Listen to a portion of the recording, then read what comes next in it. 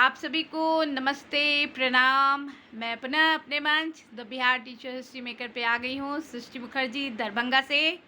प्रधान शिक्षक परीक्षा के लिए मेरी जो विषय वस्तु है वो ज्योग्राफी है इस बार। और इस बार ज्योग्राफी के क्रम में मैंने जो कुछ कक्षाएं ली हैं उसमें आज एक नई टॉपिक मैं आपको पढ़ाऊंगी। आशा करती हूँ कि आपको ये टॉपिक काफ़ी अच्छी लगेगी और आपको समझने में भी सहूलियत होगी। इसके 1 या 2 वीडियोस मुझे और भी बनाने पड़ेंगे, मैं वो भी बनाऊंगी। और ये 1 सप्ताह में मैं ये 2 मुझे चैप्टर्स इसमें और बचे हुए हैं उसके सारे वीडियोस आपको दे दूँगी।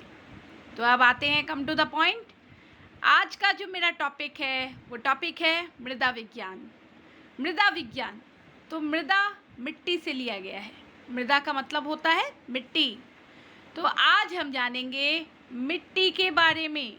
हमारी जिस मिट्टी में हम रहते हैं, जिस मिट्टी का हमारे जीवन में बहुत महत्वपूर्ण योगदान है, जिस मिट्टी से हमारे जीवन की शुरुआत होती है, जिस मिट्टी से ही हम इतने बड़े हुए हैं और जिस मिट्टी से ही हम विकसित हुए हैं, आज हम सभी उस मृदा, उस मिट्टी के बारे में कुछ बारीक जानकारियाँ जानेंगे जो कि प्रतियोगिता परीक्षा में आएगी। तो आ जाते हैं हम टॉपिक पे। तो यहाँ आपके सामने मिट्टी की तस्वीरें आप देख रहे हैं। आपको दिख रहा है यहाँ पर पेड़ पौधा, हरियाली, खेत पठार, और ये सारा कुछ रिलेटेड है मृदा से। पेड़ कहाँ बड़े होते हैं? मिट्टी में। पानी दे दीजिए, खाद दे दीजिए और मिट्टी नहीं दीजिए तो क्या पेड़ बड़ा हो जाएगा? नहीं। खेत में हम खेती करने के लिए क्या कीचड़ में सिर्फ खेती करेंगे? नहीं, मिट्टी की आवश्यकता है। तो अब मिट्टी की आवश्यकता है, इसको ध्यान में रखते हुए किस प्रकार की मिट्टी किस प्रकार की खेती के लिए उपयुक्त है, किस प्रकार की मिट्टी से हम अन्य प्रकार के फसलों को उपजा सकते हैं, ऐसी भिन्न भिन्न प्रकार की जानकारियाँ आज आपको इस चैप्टर में मिलेगी। यहाँ आपके सम्मुख एक पिक्चर है। ये पिक्चर आप लोग सभी ध्यान से देखेंगे। यहाँ सामने आप देख रहे हैं कि एक छोटा सा पौधा बड़ा हो रहा है। ये पौधा मिट्टी के लेयर्स दिख रहे हैं, इस लेयर्स से वो निकला और वो बड़ा हुआ।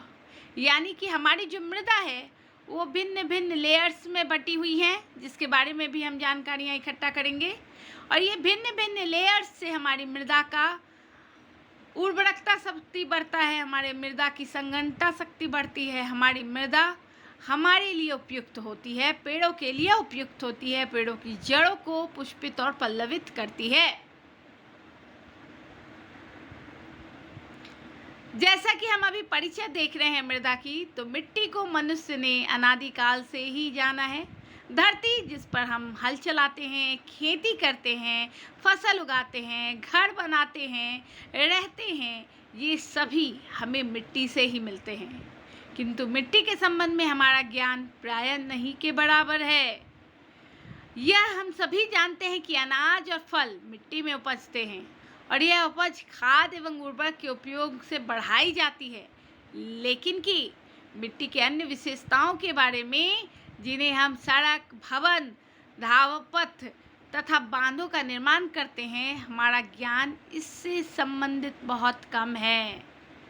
इसीलिए मिट्टी के व्यवहार को भली भांति समझने के लिए, मिट्टी के रासायनिक और भौतिक संगठनों का ज्ञान करने के लिए ये मृदा विज्ञान के अंतर्गत इसको बांटकर वर्गीकृत कर अध्ययन करने की आवश्यकता आन पड़ी और तब से इसका अध्ययन किया जा रहा है और प्रायोगिक प्रतियोगिता परीक्षाओं में भी इसके बारे में जानकारियाँ पूछी जाती हैं। यहाँ आप देखेंगे कि हमारे भारत में भी मुख्यतः ऐसे 6 प्रकार की मिट्टी पाई जाती है। यहाँ पूरे विश्व की मिट्टी का यहाँ पे छोटा छोटा नमूना आपको दिखाया जा रहा है, जिसके बारे में मैं अगली कक्षाओं में बताऊंगी कि किस प्रकार की मिट्टी से किस प्रकार की खेती की जाती है, किस प्रकार की मिट्टी को किस प्रकार के कामों में लाया जाता है। ये सारी चीज़ें मृदा विज्ञान के अंतर्गत आती हैं, यानी कि मिट्टी के विज्ञान के अंतर्गत हमें ये पढ़ना है। मृदा विज्ञान यानी मृदा का अध्ययन एक प्राकृतिक संसाधन के रूप में किया जाता है। मृदा का अध्ययन एक प्राकृतिक संसाधन के रूप में हम करते हैं। मृदा विज्ञान में इसका अध्ययन एक प्राकृतिक संसाधन के रूप में हम करते हैं। मृदा का वर्गीकरण, मृदा के भौतिक, रासायनिक तथा जैविक गुणों का अध्ययन भी और उसकी उर्वरकता का अध्ययन भी हम मृदा विज्ञान के अंतर्गत करते हैं। मृदा वैज्ञानिक इस बात को लेकर चिंतित है कि विश्व की जनसंख्या मतलब लोगों की संख्या, आप सभी हम सभी जानते हैं कि भारत विश्व में दूसरी जनसंख्या में सबसे ज़्यादा जनसंख्या वाला देश है। तो आप इमेजिन कर सकते हैं कि हमारे यहाँ देश में, पूरे देश में हमारा क्षेत्रफल की दृष्टि से 11वां बड़ा देश है, मगर की जनसंख्या की दृष्टि से हम दूसरे बड़े महादेश के देश है ना, हम दूसरे बड़े देश हैं। यानी कि हमारी मृदा का बहुत ज़्यादा क्षरण भी होता है। मृदा की बहुत ज़्यादा हम खेती बाड़ी करने के लिए आज के युग में बहुत तरह के खाद वगैरह डालकर मृदा को खराब भी कर रहे हैं। तो ऐसी स्थिति ना आ जाए कि आने वाले दिनों में लोग भोजन के लिए तरसे, लोग भोजन के लिए भटके, जंगल खत्म हो जाए। इन सबको ध्यान रखकर भी मृदा विज्ञान के अंतर्गत मृदा की जानकारी दी जा रही है। हम लोग बहुत कुछ नहीं जानते हैं। आज के दिनों में बहुत तरह के रिसर्च हुए हैं और इसमें हम मृदा के बारे में बहुत कुछ बारीकी से जानेंगे। मृदा वैज्ञानिक इस बात को लेकर चिंतित हैं कि विश्व की जनसंख्या वृद्धि के साथ साथ मृदा तथा खेती योग्य भूमि का क्षरण कैसे किया जाए, यानी कि इसको किस प्रकार से हम बचाएं। इस सब को ध्यान में रखकर अब आगे हम जानेंगे कि मृदा को विज्ञान के अंतर्गत रखकर किन्होंने पढ़ने का कॉन्सेप्ट दिया। अब यहाँ जानिए कि मृदा में विज्ञान को क्यों लाया गया है, मृदा विज्ञान क्यों इसका नाम दिया गया है। क्योंकि इसमें भी भौतिक और रासायनिक गुण पाए जाते हैं। जहाँ भौतिक और रासायनिक गुण पाए जाएंगे वो विज्ञान होगा, इसीलिए इसको विज्ञान के अंतर्गत रखकर अध्ययन किया जाता है। भौतिकी की दृष्टि से मिट्टी में 3 अवयव हैं, रेत, सिल्ट और मृत्तिका। रेत स्थूल अवयव है जिसमें न केवल कोशिका होते हैं, जिसमें न केवल केशिकात्व होते हैं, न संजदात। रेत के कण का मिलीमीटर्स इसमें पाया जाता है। मिट्टी की बनावट काफ़ी सीमा तक इन अवयवों की प्रतिशत पर निर्भर करता है।